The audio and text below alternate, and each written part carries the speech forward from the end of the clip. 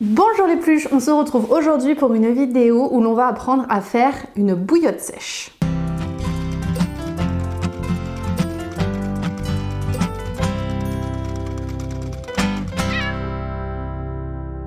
C'est l'hiver, moi j'ai tout le temps froid juste par principe que c'est l'hiver. Donc à part les plaids, il y a un autre moyen de se chauffer assez rapidement, c'est la petite bouillotte qui peut être en plus réconfortante si on met des petites huiles essentielles et tout ça dedans. J'ai décidé de vous montrer un tuto pour faire une bouillotte sèche et moi je vais la réaliser pour ma fille. Je vais pour cela m'inspirer de son doudou que vous avez dû déjà voir en vidéo. Il a plus la même tête parce qu'il est utilisé. Il doit pas avoir la même odeur non plus. Mais voilà, je voudrais repartir sur ce modèle-là parce que c'est une forme assez simple et parce que voilà, j'ai envie de lui faire plaisir aussi. Mais je veux pas avoir exactement le même doudou parce que je pense qu'à un moment donné, elle va en avoir marre. Sachant que je vous ai déjà montré son trousseau.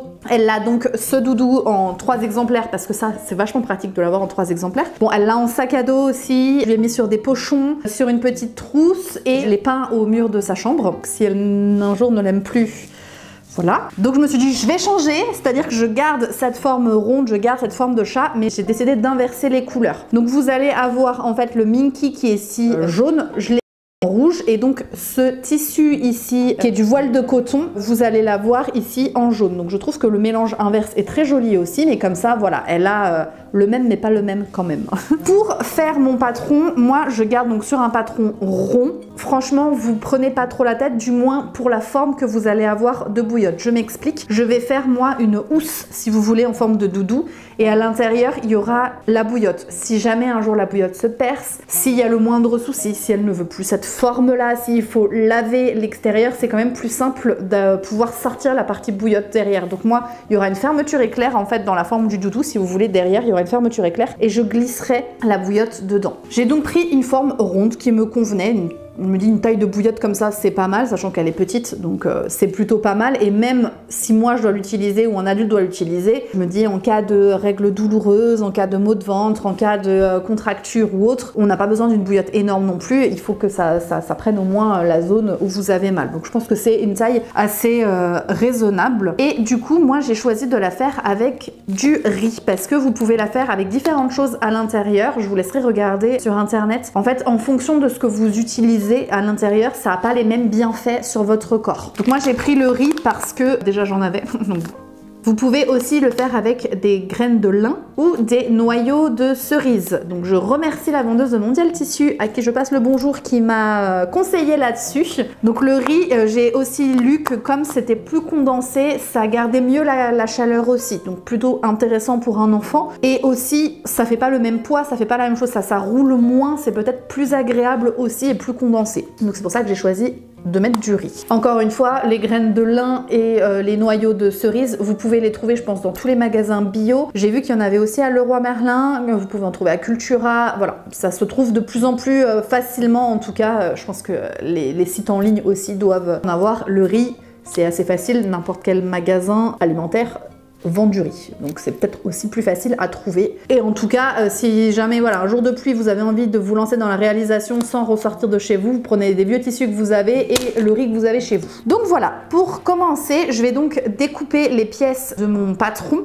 mes pièces pour le chat qui sont ici, et je vais prendre un tissu coton uni basique pour faire ma forme de bouillotte. Donc je vais découper 2 formes de rond pour ma bouillotte et les 2 formes de rond ensuite pour le chat. Je vais pas vous montrer comment je réalise ma tête de chat parce que vous l'avez en tuto déjà sur ma chaîne si vous voulez vraiment pour pouvoir réaliser un peu le même modèle. Par contre, on va se retrouver pour l'assemblage qui sera vraiment le cœur pour la bouillotte.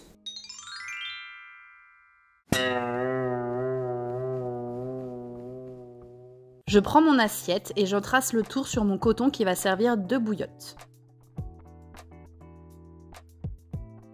Comme mon coton est plié en 2, parce que j'ai besoin de 2 faces, j'épingle le tour pour pas que ça bouge. Et je découpe mes 2 ronds. Puis je fais exactement la même étape dans les tissus pour faire la housse de ma bouillotte, donc le tissu rouge.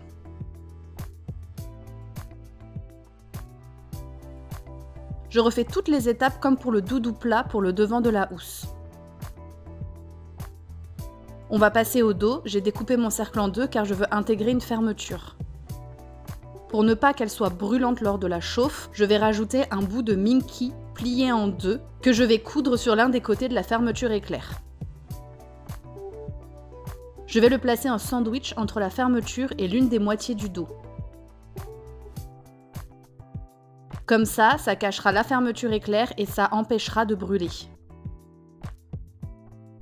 Comme le Minky ça glisse, je fais une première couture des 2 pièces Minky, donc le rectangle et le demi-cercle.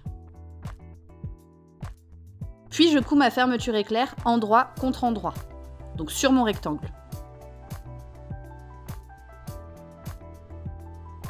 Là, je vous montre le résultat, mais le micro est mal branché, donc il va falloir lire sur mes lèvres. Je couds l'autre partie de mon dos de l'autre côté de la fermeture éclair. La fermeture éclair est donc en sandwich entre mes 2 demi-cercles. Puis je couds mon devant et mon dos endroit contre endroit. Je laisse la fermeture éclair ouverte pour pouvoir retourner le tout après. Je vous montre fièrement ma housse terminée, mais toujours muette. En tout cas, je suis fière. Je passe à la partie bouillotte et je couds mes 2 ronds ensemble en laissant une ouverture.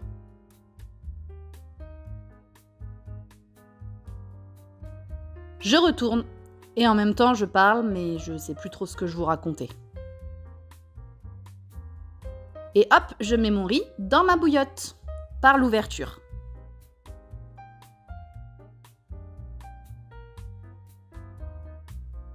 Pile 500 g. Au niveau de l'ouverture, je fais un rentré et j'épingle. Et je couds à la machine avec mon fil rouge parce que j'ai la flemme de changer et en vrai on le voit pas, c'est à l'intérieur. Je jongle un peu avec ma bouillotte et puis je la glisse à l'intérieur de sa housse. Et là je vous montre, je vous dis qu'elle est très douce et confortable, sûrement quand j'en suis très fière. Je n'ai pas eu le temps de vous expliquer, enfin sûrement que je l'avais fait mais il n'y a plus de son. Je vous expliquais à l'origine que les yeux de la bouillotte sont faits en feutrine et non pas en vinyle comme étaient ceux des doudous, parce que comme c'est quelque chose qui va passer régulièrement au chaud, le principe d'une bouillotte, j'ai voulu le faire dans un tissu qui ne craint pas le chaud et qui ne risque pas de bouger, de couler ou de coller. Voilà, c'est pour ça que je les ai fait en feutrine. J'ai aussi pensé du coup, comme vous l'avez vu, à rajouter un rabat par-dessus la fermeture éclair. C'est une plus jolie finition, mais surtout ça protège le fait que la fermeture éclair puisse chauffer aussi et donc pourrait potentiellement brûler un petit peu ou du moins déranger. Donc comme ça, c'est une jolie finition, ça protège du chaud et en même temps, c'est tout doux. J'espère que ce résultat vous aura plu, je m'excuse encore une fois pour ce problème de micro et je vous remercie. N'oubliez pas que tout ce qui est fait avec amour est toujours mieux fait.